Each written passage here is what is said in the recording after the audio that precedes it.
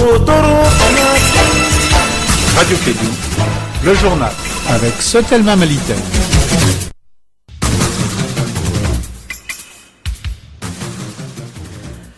Mesdames et messieurs, bonjour et merci de nous rejoindre dans l'actualité de ce jeudi 22 janvier 2015. Au sommaire, le groupe armé Gatia était hier face à la presse afin d'éclairer l'opinion nationale sur les affrontements qui s'est passé ce mardi 20 janvier à Tambakoro. La société de gestion des concessions forestières et fauniques de Tam Voyage poursuit ses activités de réhabilitation au niveau de la forêt classée de la Faya. Vous attendrez dans cette édition le directeur de cette société qui nous fera le point des travaux. À l'étranger, en RDC, les affrontements qui opposent depuis le début de la semaine des opposants, notamment des jeunes, à la réforme de la loi électorale à Kinshasa et en Provence. Au moins 2 étudiants ont été blessés ce jeudi à Goma. Voilà pour les titres. Dans un instant, le développement complet.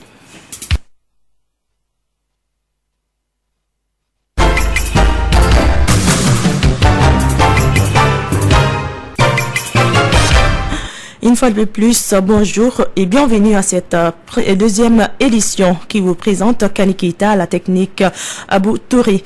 Les sapeurs-pompiers étaient encore ce matin sur place au marché des bois de Wolofobougou pour combattre l'incendie qui s'est déclenché dans la nuit de lundi au mardi dernier. Toujours sous les chocs, les occupants cherchent encore ce qui peut être récupéré. Notre reporter Dado Nomoko a fait un tour sur le site. Voici ce qu'elle a constaté. La fumée blanche était encore visible ce matin au marché de bois de Wolofobougou, ravagé dans la nuit de lundi au mardi. Fouillant sans fatigue dans les décombres, les occupants cherchent ce qui peut être récupéré. Par-ci, par-là, des tas de bois déjà brûlés par le feu. L'endroit ressemble aujourd'hui à un dépotoir et les femmes viennent acheter les débris de bois qui seront utilisés comme du charbon de bois pour leurs besoins. Après avoir estimé le bilan à plus de 900 millions de francs CFA, ce matin, l'heure était à la mobilisation et au décompte du nombre des victimes. La désolation se lit sur les visages et certaines victimes sous le choc n'ont pas voulu s'exprimer dans notre micro. Merci Dado Nomoko pour ces précisions. Une brève, des hommes armés ont attaqué des voitures sur la route de Tombouctou, des véhicules et des biens enlevés. Selon une victime, les assaillants sont partis avec tout ce qu'ils avaient acheté pour le mariage de sa fille. Lors de la célébration du 20 janvier, les femmes militaires de la base aérienne ont manifesté leur mécontentement face au redressement concernant la gestion de l'eau et de l'électricité. Depuis la mise en place de cette nouvelle mesure par les autorités, chaque foyer a maintenant droit à un seul frigo. Cette nouvelle mesure n'est pas appréciée par les femmes de la base A. Mariam Kouaté est allée à leur rencontre. Reportage. Un seul frigo par foyer, c'est la nouvelle mesure recommandée par les autorités dans le camp militaire de Bamako. Face à cette situation, les femmes de la base aérienne ont manifesté leur mécontentement lors de la célébration du 20 janvier. Ce redressement concernant la gestion de l'eau et de l'électricité a été mis en place par les autorités afin d'amoindrir la facturation au compte de l'État. Face à ce changement, les femmes militaires se disent désormais préoccupées quant à leur quotidien. Car, selon certaines, c'est avec la recette de ces frigos qu'elles parvenaient à joindre les deux bouts. C'est le cas de cette dame, Oumokone, mère de 9 enfants qui a perdu son mari lors des massacres au nord du Mali. Ne sachant à quel sein se vouer, cette mère de famille demande la clémence des autorités afin qu'elle puisse subvenir aux besoins de ses enfants. Même son de cloche pour Koro Koulibaly, cette dame âgée de 40 ans, vendeuse de crème glacée depuis 5 ans, juge anormale cette situation. Car selon elle, la possession de plusieurs frigos est un droit pour eux. En tout cas, cette décision n'est pas appréciée par les femmes du camp de la base A. Il reste maintenant aux autorités d'envisager d'autres mesures afin que ces femmes parviennent à gagner leur quotidien. Merci Mariam Kouyaté. Restons avec les femmes, mais cette fois-ci renforcer la participation des femmes dans le processus de réconciliation nationale en cours au Mali. C'est l'objectif du projet initié par la Fédération nationale des coalitions des organisations féminines au Mali, FENASCOF, en partenariat avec l'ambassade du Canada au Mali à hauteur de 7 millions de francs CFA. Le lancement officiel du projet a eu lieu ce jeudi matin au siège de la plateforme de veille des femmes de Bamako. La présidente de la FENASCOF au Mali nous présente les activités du projet qui durera 3 mois. Dameleoule Matousso est au micro d'André Traoré. L'objectif global du projet est contribuer au renforcement de la participation des femmes dans le processus de réconciliation nationale. Objectif spécifique, informer et sensibiliser les femmes sur le processus de réconciliation nationale en cours et la pertinence de leur nécessaire participation. À renforcer les capacités des femmes sur les techniques de gestion, de négociation et de médiation. À renforcer la communication en direction des femmes sur le processus de réconciliation nationale. Les résultats attendus, les femmes bénéficiaires sont informées et sensibilisées sur le processus de réconciliation nationale ainsi que les enjeux et défis de leur nécessaire participation. Les capacités des femmes bénéficiaires du projet sont renforcées sur les techniques de gestion des conflits, de négociation et de médiation. La communication est renforcée en direction des femmes du district de Bamako sur le processus de réconciliation nationale. La zone d'intervention du projet, c'est le district de Bamako et plus précisément les communes 4, 5 et 6. Les activités du projet, organiser une conférence de lancement du projet, c'est ce qu'on est en train de faire présentement. Organiser des conférences débat sur femmes et réconciliation dans les 3 communes du district de Bamako. Organiser une session de formation des femmes sur les techniques de gestion des conflits, de négociation, de médiation et réaliser 2 émissions radiophoniques sur la nécessaire participation des femmes dans la prévention des conflits, l'entente, la cohésion sociale pour une réconciliation nationale. Direction à Ségou, le lycée Madjouma Keïta se prépare activement à célébrer son 10e anniversaire. À cet effet, beaucoup d'activités sont programmées pour réussir l'événement. Plus de précisions avec Douba Dambélé. Ayant ouvert ses portes en octobre 2015 à Ségou, le lycée Madjouma Keïta se compte aujourd'hui parmi les meilleurs établissements publics et privés de l'académie d'enseignement de Ségou. Une réussite de 10 ans de parcours mérite d'être fêtée. Tous les élèves de l'établissement de 2005 à nos jours sont invités aux 10 années de réussite de Madjouma Keïta. Des séries d'activités sont programmées du 31 janvier au 9 février 2015. Au programme, une conférence débat dont le thème est jeunesse et tradition. Une journée porte ouverte de l'athlétisme, des manifestations folkloriques. Des écoles partenaires de Sikasso, le centre technique Karamogo Keïta et Sévaré, le centre agro-silvio-pastoral Siradjo Keïta seront aussi de la fête.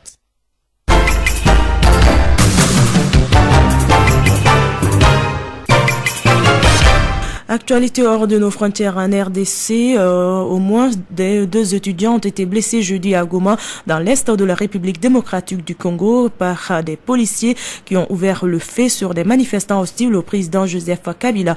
4 cortèges rassemblant chacun plusieurs centaines de manifestants se sont formés dans la capitale de la province de Nord-Kivu et les forces de l'ordre ont tiré à plusieurs reprises pour les disperser et en fin de matinée, vers midi, les heures se poursuivaient entre les policiers anti-émeutes et les manifestants qui lançaient des pierres. Le bilan de ces violences sont contradictoires selon qu'ils proviennent du gouvernement ou des ONG, puisque le varie de 11 personnes tuées à plus de 40. Selon le porte-parole du gouvernement, les affrontements ont fait 11 morts depuis lundi. Un policier et 10 civils ont été tués. Quant à la FIDH, une organisation de défense des droits de l'homme, il y aurait au moins 42 morts, essentiellement des civils tués par balle. En Zambie, Edouard Lugu, le candidat du pouvoir à la présidentielle anticipée du mardi en Zambie, fait la course en tête après le dépouillement des bulletins dans 86 circonscriptions sur 150, a indiqué jeudi la commission électorale. Les opérations de vote affectées par le mauvais temps se poursuivaient jeudi dans quelques bureaux de vote.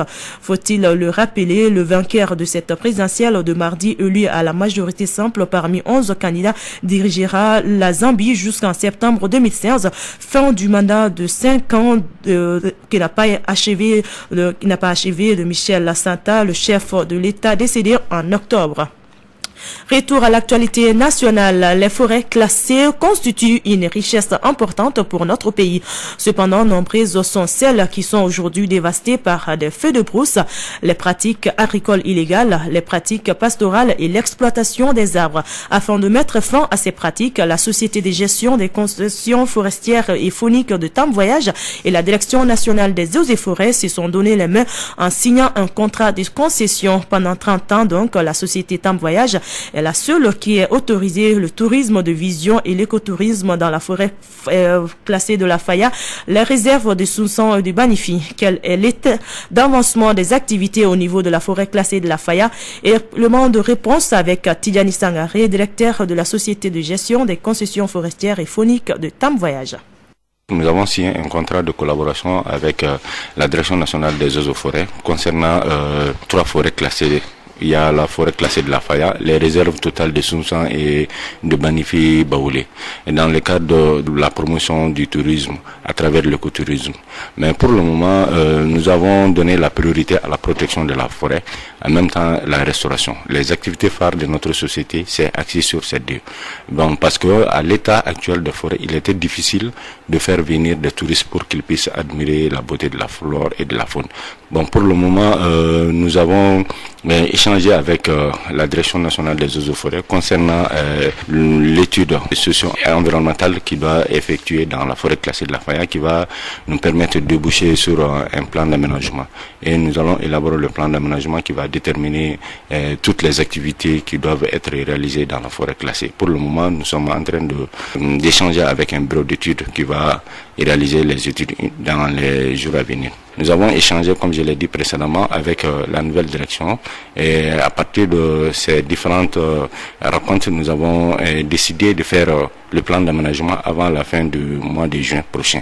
À partir de ce plan d'aménagement, toutes les activités que nous allons réaliser dans la forêt seront définies par ce plan d'aménagement. Voir les sites touristiques, les maisons d'hébergement, les gîtes qui sont réalisés dans la forêt, tout cela seront définis par le plan d'aménagement. C'était là Tidjani Sangaré, le directeur de la Société de gestion des concessions forestières et fauniques de Tam Voyage. À la FEBAC 2015, il y a des stands, des produits, des visiteurs et il y aura surtout un centre d'observation pour l'éventuel cas lié à la maladie à virus Ebola.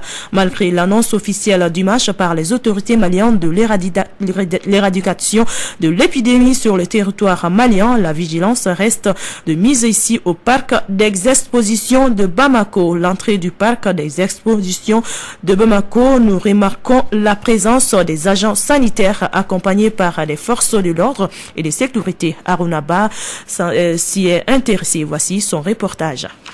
L'usage des gels et la prise des températures sont obligatoires pour toute personne désirant accéder à la FEBAC 2015. Bon, c'est du moment, mais le contrôle est bien, parce que contrôler les uns et les autres, vraiment, ça fait éviter que l'Ebola entre parmi nous ici. Et puis avec, les produits qu'on est là à utiliser, on a eu le sentiment que ça aille bien. On est content de la situation, le contrôle est bon. J'ai eu peur, parce que je pensais que j'avais l'Ebola. Non, mais c'est une mesure préventive, donc il n'y a pas de problème. Tout le monde est content qu'on se fait contrôler, parce que c'est pour la santé de tout un chacun. Malgré tout, les agents sanitaires éprouvent tout de même quelques difficultés à accomplir leurs tâches. Je me nomme Mariam Doumia, j'ai fait la santé, je travaille en commune 6, centre de CCRF. Nous prenons les températures des gens ici qui rentrent. Il y a les gens qui acceptent qu'on prend les températures, il y a les gens qui n'acceptent pas. On a des difficultés avec les gens. Moi c'est Ali Silla, je suis le superviseur local de l'équipe qui est chargée de la couverture sanitaire de la foire internationale d'exposition de Bamako. Effectivement, il y a des gens qui viennent qui sont réticents face à la prise de température, au lavage des mains. Il y a beaucoup qui disent qu'ils ont leur gel avec eux. C'est ça, c'est principalement ça que nous avons comme problème. Il y a d'autres qui disent qu'ils sont allergiques au chlore. Non seulement ils sont allergiques au chlore, ils ne veulent pas qu'on leur donne des gels. C'est ces petites difficultés que nous avons. Excepté ça, il n'y a pas d'autres difficultés. La prudence est toujours mère de sûreté, nous dit un adage. Merci Arunaba. Parlons de culture à présent. Dans le cadre du lancement de son livre intitulé Être mère au Mali, l'écrivain Moussa Bagayoko a donné hier une conférence de presse à la pyramide du souvenir pour expliquer les raisons qui l'ont motivé en tant que conseiller municipal à écrire ce livre. Les détails avec Dado Numoko. L'œuvre n'est pas des novices en ce qui concerne la question de la municipalité au Mali. Conseiller municipal en commune 4 du district de Bamako depuis plus de 4 ans, Moussa Bakayoko, puisque c'est de lui qu'il s'agit, veut à travers cette œuvre apporter sa contribution à la délicatesse question de municipalité dans notre pays. La population pense que le maire peut tout faire et il doit tout faire. Du coup, c'est un problème. Et j'ai constaté que quelque part les maires sont même entre le marteau et l'enclume. Parce que l'État, dans le cadre de la décentralisation, à transférer les compétences aux collectivités, l'éducation, la santé, l'assainissement, la sécurité, donc, alors que l'État n'a pas totalement transféré les ressources qui doivent suivre. Donc du coup, les maires ont des difficultés. À travers 5 chapitres, l'auteur passe en revue toutes les questions liées à la mairie et au rôle du maire. Le maire doit être, et il est le premier président de la République, entre guillemets, parce que la population s'adresse à lui directement pour les mariages, pour la délivrance d'actes d'état civil, l'acte de naissance, donc le maire est le premier pouvoir. Le problème de recouvrement des ressources, la décentralisation ainsi que les questions foncières ont aussi été passées au peigne fin dans le livre. La population est informée à travers des rumeurs et surtout si c'est des scandales fonciers au niveau de la mairie. Il y a aussi le faible recouvrement des taxes de développement fédéral. Parce que l'essentiel des revenus de la mairie, c'est ça. Si je prends le cas de la commune 4, si chaque citoyen de la commune payait cette taxe, c'est-à-dire 3 000 francs par an, donc la commune 4 allait avoir 750 millions. Mais sur les 750 millions, la commune 4 ne recouvre que au maximum 20 millions par an. Cette œuvre permettra sans nul doute dans les jours à venir d'approcher la municipalité de sa collectivité locale. Merci Dado Nomoko. Voilà ce qui me fait à cette deuxième édition de Clé de Info qui vous a été présentée par Kaniklita. La mise en onde était assurée par Abou Touré. Juste après moi, vous pouvez suivre le journal consacré à la FEBAC avec Mohamed Khan. Bonne suite de programme.